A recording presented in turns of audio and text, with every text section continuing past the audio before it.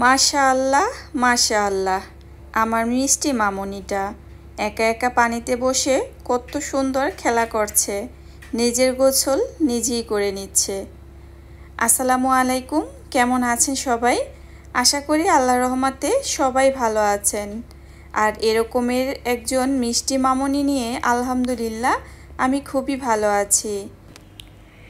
আমি আমার বাসায় আমার মামুনিটাকে যেভাবে গোসল করাই সেটাই কিন্তু আপনাদের সাথে শেয়ার করছি।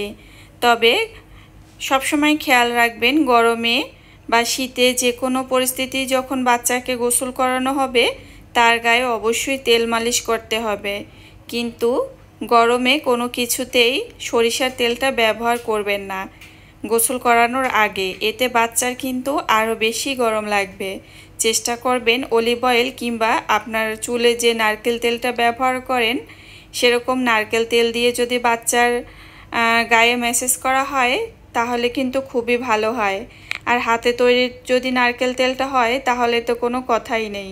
তবে সরিষার তেলটা গরমে খেয়াল রাখবেন ব্যবহার না করার জন্য, এতে বাচ্চার অস্বস্তি লাগতে পারে। তো মামুনিটাকে গোসল করাবো, এই জন্য তার জামা প্যান্ট তোয়ালে এক পাশে আগেই গুছিয়ে নিয়েছি, নয়তো গোসল করানোর সময় আবার খুঁজতে গিয়ে ঝামেলায় পড়তে হয়। আমু কই? আমু আমু রে, দেখি দেখি দে, আর তাকাইবে না আমু।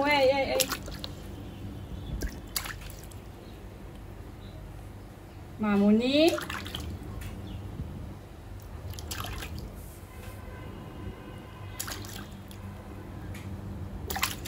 বাবা বাবা,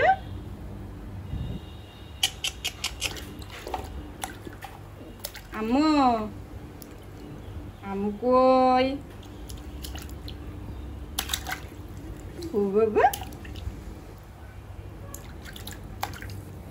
বাবা, সোনা মা কার মাকে দাও?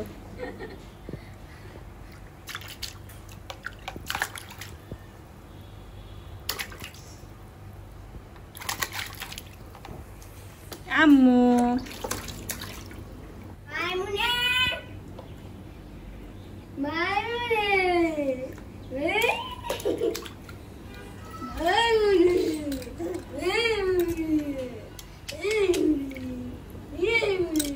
এই যে আম্মু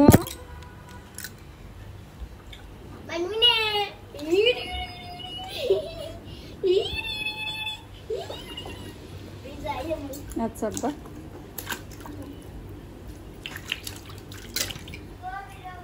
আচ্ছা বা, এই তো এতক্ষণ দেখতেই পেয়েছেন মামুনি কত সুন্দর করে নিজে নিজে পানির ভিতরে খেলা করছিল। আর এটা কিন্তু সাধারণ নর্মাল পানি, একেবারে ঠান্ডাও না, আবার এর সাথে গরম পানিও কিন্তু দেওয়া হয়নি। তো একা একা যেহেতু খেলা করছিল, অবশ্যই আপনার বাচ্চাকে পানিতে যদি একটু খেলা করে তো এই সুন্দর মুহূর্তটা ওর থেকে কেড়ে নেবেন না।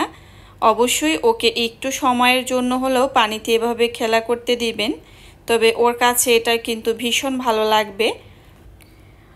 হয়তো একটু খেয়াল করলে বুঝতে পারবেন, আমি যখন মাইমুনাকে অনেক ডাকাডাকি করলাম তখন কিন্তু ও পানি নিয়ে খেলাচ্ছিল, আমার দিকে একবারের জন্য তাকায়নি। কিন্তু আমার ছেলে জিসান ওর বোনকে যখন ডাক দিয়েছে মাইমুনা বলে, তো তখন কিন্তু মাইমুনা ঠিক ওর দিকে তাকিয়েছে আর হাসি দিয়েছে। তো দুই ভাই বোনের মধ্যে এতটা মিল কি বলবো, অন্য কোনো ভিডিওতে অবশ্যই একদিন শেয়ার করব আপনাদের সাথে, অনেক ভালো লাগবে আশা করি আপনাদের কাছে। আর এটা কিন্তু একদম ঠান্ডা পানি, এটাতে কোনো গরম পানি ব্যবহার করা হয়নি। তো অবশ্যই চেষ্টা করবেন বাচ্চাকে আগে গোসল করাতে, পরবর্তীতে কিন্তু তার মাথায় ঠান্ডা পানিটা দিয়ে দিবেন। শুরুতেই বাচ্চার মাথায় কোনোভাবেই ঠান্ডা পানি দিবেন না। আর এই তো আমি কিন্তু তোয়ালে বিছিয়ে নিয়েছি, মামুনিকে এখন গা মুছিয়ে দেওয়া হবে। তো এই তো মামুনি টাওয়াল পেঁচিয়ে শুয়ে আছে, ওর গাটা মুছিয়ে দিয়েছি। তো সাথে সাথে আসলে মুছালে খুব ভালো হয়, তাহলে ঠান্ডা লাগার ভয় থাকে না, এই আর কি। এই তো এ পর্যায়ে এখন আমি গলার নিচে একটু পাউডার দিয়ে দিচ্ছি। আর অবশ্যই গলার নিচটা খেয়াল রাখতে হবে যেন পানি জমে না থাকে। যেই মানে জায়গাগুলোতে সহজে একটু ঢাকা থাকে ওই সমস্ত জায়গা ভালো করে বাচ্চার অবশ্যই পানিগুলো গায়ে গোসল করানোর পর যেন লেগে না থাকে, ভালো করে মুছিয়ে দিতে হবে। আর এখন যেহেতু গরম, সেরকম কিন্তু কোনো রকম অলিভ অয়েল বা লোশন ব্যবহার করছি না, সামান্য একটু পাউডার দিয়ে দিয়েছি এই আর কি। তো এই তো মামুনিটাকে প্যান্ট আর জামা পরিয়ে দিয়েছি। মাশাআল্লাহ আমার মামুনি। অনেকেই আছে বা যারা জানে না তারা বাচ্চাকে বাথরুমে ঢুকিয়ে গোসল করায়, গোসল করানোর শেষে কপালে বড় একটা কালো টিপ দেয়। আসলে এগুলো ঠিক নয়। তো অন্য কোনো ভিডিওতে অন্য কোনো সময় অবশ্যই আপনাদের সাথে শেয়ার করব। আর যাদের ছোট বাচ্চা আছে অবশ্যই আপনারা উপকৃত হবেন। আজকের মতো এখানেই বিদায় নিচ্ছি। সবাই ভালো থাকবেন। আল্লাহ হাফেজ। আসসালামু আলাইকুম।